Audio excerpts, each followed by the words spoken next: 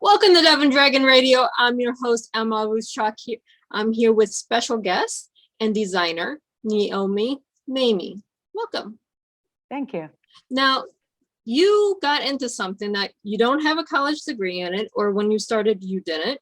You were at rock bottom. So what led you to designing? And you do an awesome job. I was going through your portfolio. Thank you. I was always creative. I come from a creative family, but I designed my house, and I always had friends over, and they were always taking pictures and told me that I should do this professionally. Now, I had 4 little kids, so it never entered my mind to ever go work. But then a few years later, I found myself divorced. I had no college education, no family to fall back on, nobody to help me. So I had to start thinking of ideas, how to support myself. And I came up with the idea, why don't I listen to all those, people that were pushing me towards design, maybe I should go into that. And it doesn't cost any money to open up a design business. All you need to have is some talent and creativity, and you can just go out on your own. It's one of those small businesses that we hear so many people that want to do a business and don't know where to begin, that you have a zero startup, there's zero inventory, and you just have to be creative. Right. I feel like every person, God gave every person a talent that they can monetize on. So some people could, some women could do makeup well or do hair well, make a business out of it. People are miserable going into jobs every single day and not having their freedom of making their own schedules. Exactly. So I feel like everybody can make money off their talents. Men, some are good at plumbing, some are good at, tinkering and can be electricians. And there's big money there. People don't realize there's like a need. There's a lack of plumbers and lack of electricians. There's a big need for that, and they can charge a premium because they're so few and there's such a demand for it. It's just a lack of confidence. I find people have that they don't have the courage to make that choice and go out on their own. They feel safe getting their weekly paycheck, and they're not brave enough to say all right, I'm going to do what I always wanted to do. I want to be happy going to work every single day. Did you like that safety of that constant paycheck? It is. You want the normal, or what we perceive as normal. Normal is a 9 to 5. You get X amount of money every week. You know that X amount of money is going to come out. This is how much the taxes are. This is what your normal is. But you're not happy. Why aren't you happy? You're not fulfilling some need inside yourself. Right. And my specialty in design is healthcare. So I travel across the United States, designing hospitals, medical centers, rehab centers, drug rehab centers. And I find the message that I want to give on the podcast that I do, that I see so many miserable people that never follow through on their dreams. So, for example, I get this many times. Let's say I'm walking through an assisted living or a nursing home that they want to redo. Somebody will say oh, you're with the construction crew. And I'll be like, yeah. It'd be like, oh, I always wanted to do that. I always wanted to go into construction, but my parents, pushed me to be a lawyer or something like that. Or parents, they were doctors, they pushed them to be doctors. It's something that they really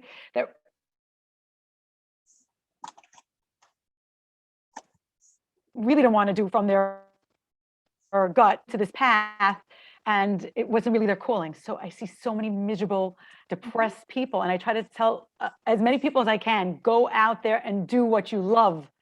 You have to be happy every single day, not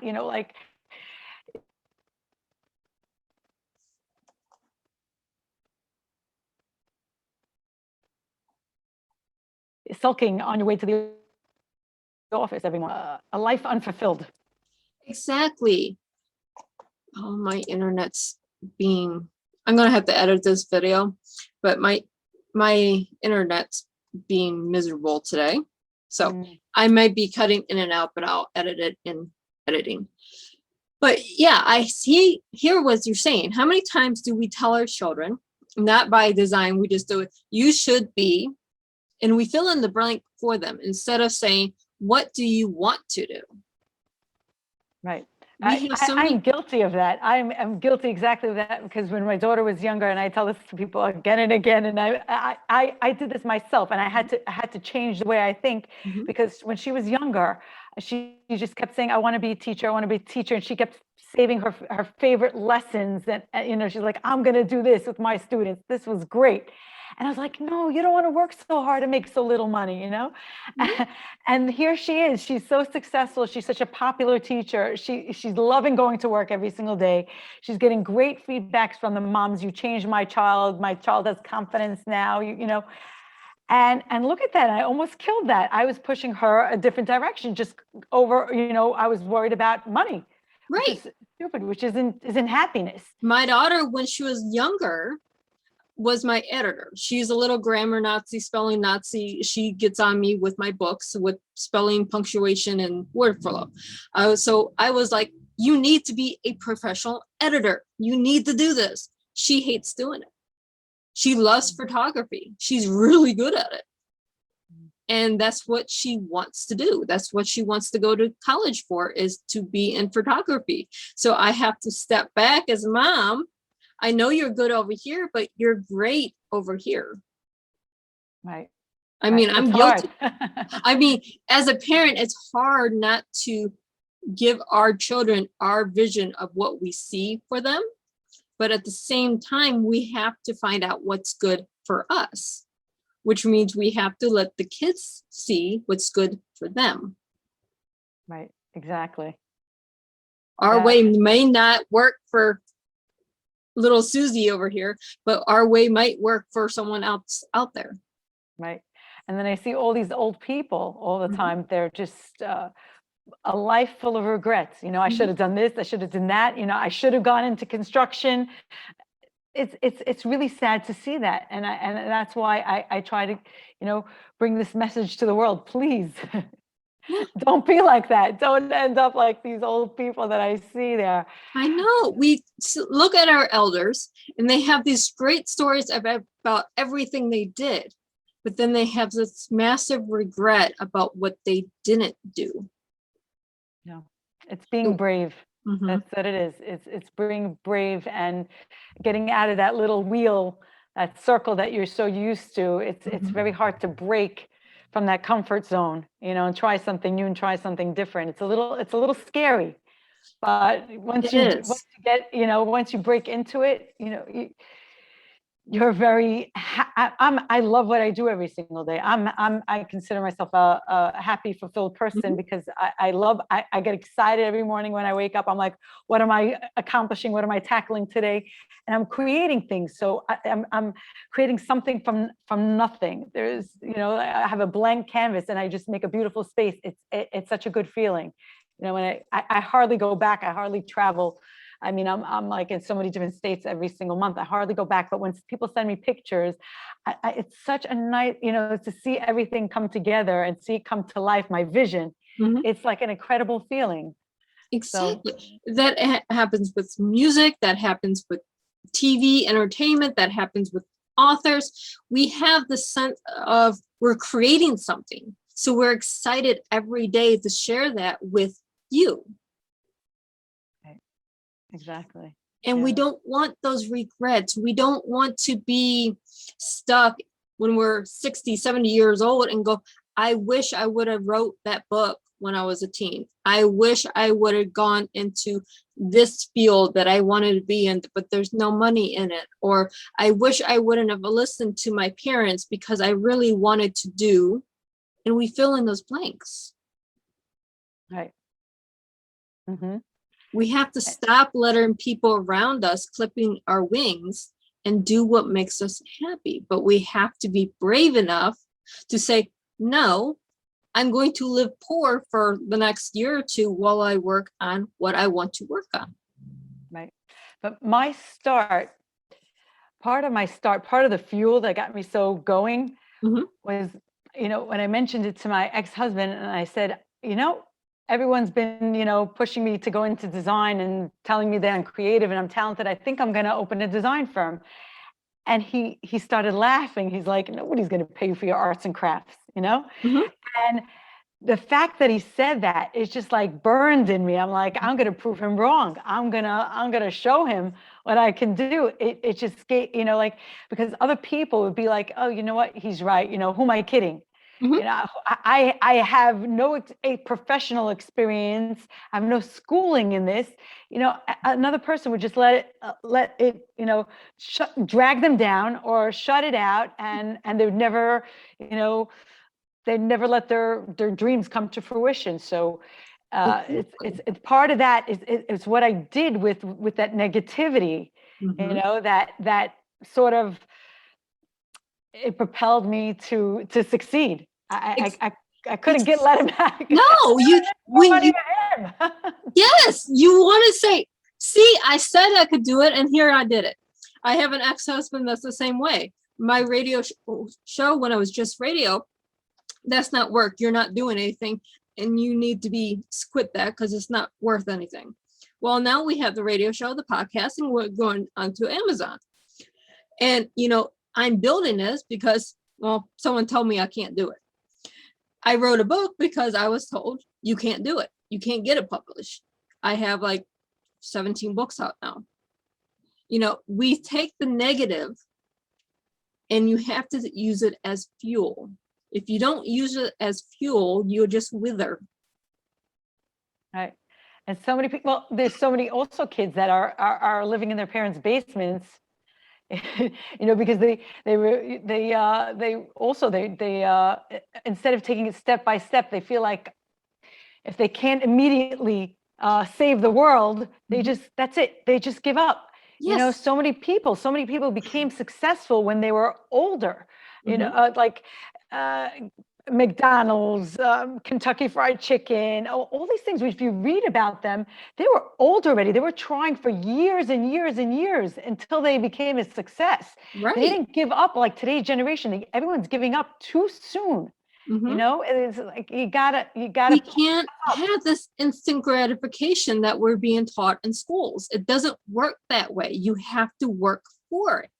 You can't expect the kid that goes through school, here's a participation trophy or reward, or here's a reward just because you show up for school today.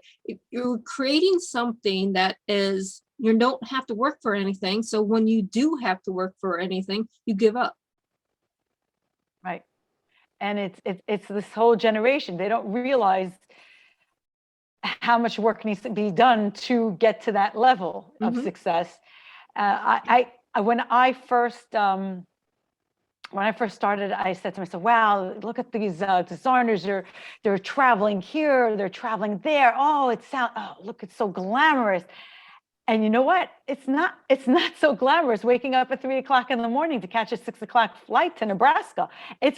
From New York. It's really hard. Mhm. It's, people don't see behind the scenes. They're like, No. oh, you're traveling again today. Oh, how nice. No, it's really tiring. I'm running to catch a flight. I'm running back home because I'm still running a household. I'm a woman. Mhm. There's still people to feed and laundry to do, and there's still a home also. So Right. it's not easy behind the scenes, and people shouldn't get fooled by social media. It kind of fools everybody that everything's so easy and instant, but Exactly. You don't see the 10 years it takes to get to that spot that they're at now. You don't see the ones that started off living in their car that are now multimillionaires. You don't see all that negative stuff that they have to build on. You see them pop up overnight and in instant gratification. It doesn't work that way. The truth is, it's taken years to get to here. Doesn't matter the field, doesn't matter the best doctor in the world has had to go through high school, had to go through college, had to go through how many years of schooling, how many years of being grunt work before they got to be the head of the department. right. And then another aspect also, I find my colleagues have a very hard time with that. I mean, actually, I train young designers. Mhm. So they're just in the business and they kind of get insulted and they get hurt when they don't get a project. They take it very personally. And you know, I myself in the beginning, you know, if I didn't get a project that I really wanted, I would cry. Mhm. So, but I'm at the point that I realize that if I don't get the project, it wasn't meant for me. Somebody else needed the money. You know, I wouldn't have gotten along with the contractor. He was probably a horror. There was some reason, like I was saved from this project instead of looking at like, oh, you know, uh, like I didn't, you know, feeling bad that you didn't get the project. You have to think that it's a good thing that there's Right. probably something else coming in its stead that's better for you. That's a better fit. It was not the right fit for you. It's not meant for you. So no reason to get upset. There's something else coming that is the right click. Correct. And It could be anything. It could be, okay, does authors of music, whatever you're in, maybe you didn't get that new job at the local whatever business that you're applying for.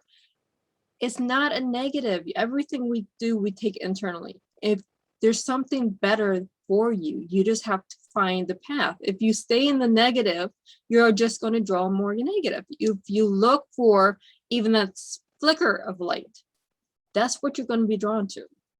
right. If the door doesn't open, okay, you know, stop trying. Stop trying. That means there's something else coming. You know, just be a little patient.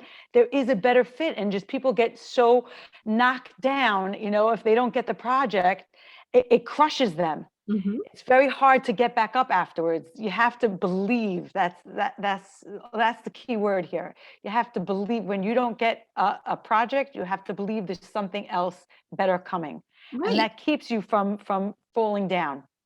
It does. And it keeps you positive. You have to also surround yourself with positive thinking people. You know, it's not all rays and sunshine all the time. We know we all have bad days. We have horrible days. We have horrible 10 minutes. Now, is the horrible day because of something that you could go in 10 minutes and go, okay, I'm done. It was 10 minutes ago. Let's move on. Or is it something that just one thing after another and then everything snowballs? We have days like that. Even the most pessimistic, optimistic person has bad days like that. But you have to take it in, and there's something better tomorrow. Right. Now, I started out my beginning years of life, my teenage years of life. I went through a lot of tragedies. A lot of family members of mine died of cancer, and that's the reason why I got divorced, was because I rushed so young to get married because I wanted a stable home. I Mhm. wanted stability, a stable home. I wanted calm and peace and, you know, start fresh a new life. And I jumped into things that, you know, weren't for me. And people also have a hard time, like, letting go of the past. And my stepmother didn't want me. I ended up living by grandparents, then another friend, then here, there. I was like homeless after my Mhm. mother died when I was 12. And I got married when I was 19. So those 7 years, I was not here, not there. I didn't have a real home or real parents. And then I was just dealing with, you know, constant sickness, and this grandparent got sick, then that grandparent got sick, then the other one. It was just, you know, people can overcome any hardship. They should know any hardship. Time passes, Mhm. wounds heal, and you can still become a success. You You know, can. It's so in each of us to become successful. We cannot it's blame our past. We cannot blame our parents. We cannot blame our grandparents for our failure to move forward. We have to take the responsibility to take that first step. right. So I was stuck for many years in that, why me? It's not fair. My life is so unfair. Why everything? Oh, another cancer patient, another cancer patient. Like, oh my God. Mhm. I was like, God, enough. Everything me, leave me alone already, you know? So it's just, I changed my mindset instead of always like being miserable and upset and angry at my life. And I just switched my mindset. And I feel like everything sort of started going well for me in a positive way. When I switched my mind, I flipped the switch to positivity, like looking how much I do have and how, all the great things that are going on in my life, and focusing on the positive instead of, the why me attitude. Mhm. It was like a mind shift that I decided, that's it, I'm done. I'm not wallowing in the past anymore. I am becoming a success. I'm looking only forward and not backwards. And there's so many people that have difficulty of just letting go. And I had that for so many years, rewinding again and again things in my mind. I should have said this to my mother. I should have, said that to my father. So it just keeps on going and going and going. There's no end, and you can't fix it. So you can't change it. So that you're wasting time. You're wasting precious time rewinding things that you can't change the outcome of them. It's gone. It's done. It's over. You have to focus ahead to the future, to success. And there's so many people just, they have to and do what I did and just let go. Just let go. Now, did of you the have a past. mentor helping you through going from the negative to the positive? So I actually, there were two things exactly then going on in my life. First, somebody gave me the book The Secret. Now, and because everybody was busy reading it at the time, it was like the craze then. So instead of reading The Secret, I was just interested in who all her sources were, like who. So I went, and instead of reading the book, I just read who she quotes. I Mhm. found the people, the authors, from books from like 1913, As a Man Thinketh from 1913. And I started reading that about, having a positive mind. And it just spoke to me, and it was written over 100 years ago. And it was like mind changing. And then at the same time, I saw on Facebook one of my old schoolmates, and like, how it pops up on Facebook, you might know this person. Mhm. So, and I clicked on it because it was so interesting. It was a professional picture of him, and then I saw this whole list of his of accomplishments he did, and I was like embarrassed for myself. I said to myself, "Wow! In all these years, look how much he did, and I accomplished zero in my life. I have to nothing to write, nothing to boast about, nothing to print, nothing. I did Mhm. nothing." And I was, it kind of fueled me to, like, you know what? I'm going to be better than him. I'm going to be, I'm going to exceed him in accomplishments. I just took him, and I said, you know what? I'm going to be like that, and I'm going to be even better. See, back in the 7th grade, I told this group of people, I'm going to be your boss one day, because I was bullied by them and all this other stuff. So I used that memory to go, okay, I'm going to be their boss. Now, I'm not the boss. I don't have any, contact with these people, but the mindset was there. I'm going to be better than them because I'm not going to be kicked down all the time. It took years for me to get to this place. I'm not where I want to be yet. And I know it's going to take me a few more years to get where I want to be. But I have that mindset of, okay, here's where I want to be. I know how to get there, and I know the road ahead is rough. I'm not turning back. Right. Right. That's the mindset we need to instill in this generation that's below us. Right. But I still, we're all human, and I feel Mhm. we always have letdowns, and life is always throwing curveballs at us. So I constantly, try to pump myself up every time I feel like I'm in a slump. I turn on YouTube, and while I'm cooking, because I don't have time, I'm working all other hours. Mhm. While I'm cooking, I'll listen to an inspirational speaker on YouTube. I'm watching and cooking and watching. I constantly give myself that boost that I need, because that life is full of letdowns, and you have to pick yourself up. And if I feel myself falling, Mhm. I give myself that booster shot. I need it. I need to hear. So there's so much out there. If people really want to get pumped up and want to get confidence, there's so much to hear and listen to. You don't have to buy a ticket. You could now online, watch a speech for free. Yeah. So You don't have to buy the $3,000 ticket to go to this conference to listen to the speaker. You can now go onto YouTube and watch it for free. exactly. I mean, the energy is completely different if you're there live versus watching it on YouTube, but the message is the same. You can overcome anything. And that's the across the board. It doesn't matter what speaker you're talking to or listening to. That's the message. You can overcome anything. Right. Right. I had absolutely, when I started my business, I had no family left. Everybody was dead. I had no husband. I was stuck with 4 kids and not a cent to my name. Mhm. So, and anybody can overcome anything, and it can get better. It will get better. Not it can get better. It will. If you just, instead of thinking, maybe it might, you always have to have the mindset, it will get better. I will succeed. Not I might succeed. I will. You don't give the option or the possibility for failure. You go, I am, you give yourself a positive word. I will, give yourself a positive, what action. Those are your affirmations. When you say positive things to yourself, you automatically get better. You program yourself. Yes, absolutely.